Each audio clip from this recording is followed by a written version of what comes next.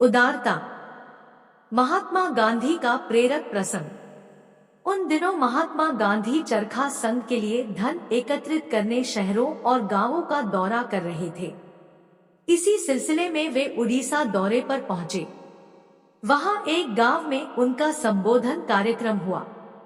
उस सभा में गांधी जी को सुनने बहुत सारे लोग इकट्ठे हुए थे।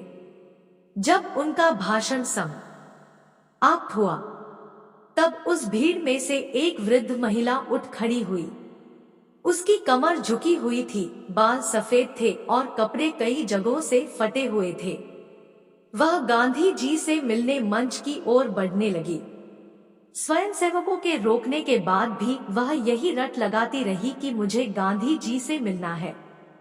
अंततः वह वहां पहुंच ही गई जहां गांधी जी बैठे हुए थे। वहां पहुंचकर उसने गांधी जी के पैर छुए।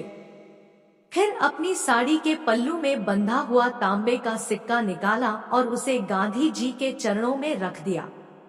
उसके बाद वह मंच से उतर गई। गांधी जी ने उस तांबे के सिक्के को उठाकर संभालकर अपने पास रख लिया। उस समय चरखा संघ के कोषाध्यक्ष जमनालाल बजाज थे।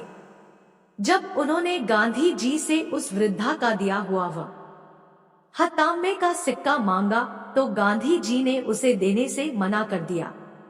इस पर जमनालाल बजाज हंस पड़े और बोले, मैं चरखा संघ का कोषाध्यक्ष होने के नाते कोष के लिए कई हजारों रुपयों का चेक रखता हूँ, लेकिन आप एक तांबे के सिक्के के लिए मुझ पर विश्वास नहीं कर रहे हैं। गांधी जी ने उत्तर दिया, इस तांबे के सिक्के की कीमत उन हजारों रुपयों से कहीं अधिक है। लोगों के पास लाखों रुपए होते हैं, तब वे उनमें से हमें 1 या 2 हजार रुपए दे देते हैं, पर शायद उस गरीब वृद्धा के पास बस यही एक तांबे का सिक्का था और उसने अपनी सारी पूंजी मुझे दे दी। यह उसकी दयालुता है। कितना बड़ा त्याग उसने किया है। इसलिए इस तांबे के सिक्के की कीमत कई करोड़ रुपयों से भी अधिक है। सीख, दान का मूल्य देने वाले की उदारता से निर्धारित होता है। समय अमूल्य है। महात्मा गांधी का प्रेरक प्रसंग। उन दिनों महात्मा गांधी साबरमती आश्रम में रहा करते थे। एक दिन पास ही के गांव के कुछ कार्यकर्ता गांधी जी से मिलने आए। उन्होंने अपने गांव में एक सभा का आयोजन किया था, जिसमें वे गांधी जी को संबोधन के लिए आमंत्रित करना चाहते थे। गांधी जी ने अपना दूसरे दिन का कार्यक्रम देखा और उन कार्यकर्ताओं से पूछा, आप लोगों ने कार्यक्रम कितने बजे निश्चित किया है? 4 बजे का समय नियत किया गया है, कार्यकर्ताओं ने जानकारी दी। गांधी जी ने आमंत्रण स्वीकार कर लिया। जाने से पहले एक कार्यकर्ता ने कहा, बापू, मैं आपको लेने गाड़ी के साथ एक व्यक्ति को भेज दूंगा ताकि आपको सभा स्थल तक पहुंचने में कोई तकलीफ न हो।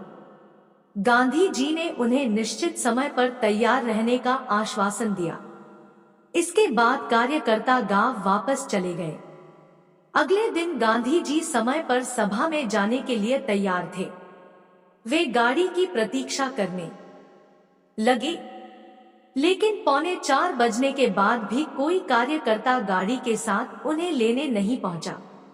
सभा का समय हो रहा था। ऐसे में वे चिंतित हो उठे कि उनके समय पर न पहुंचने पर सबका समय व्यर्थ होगा, लोगों का समय व्यर्थ न हो।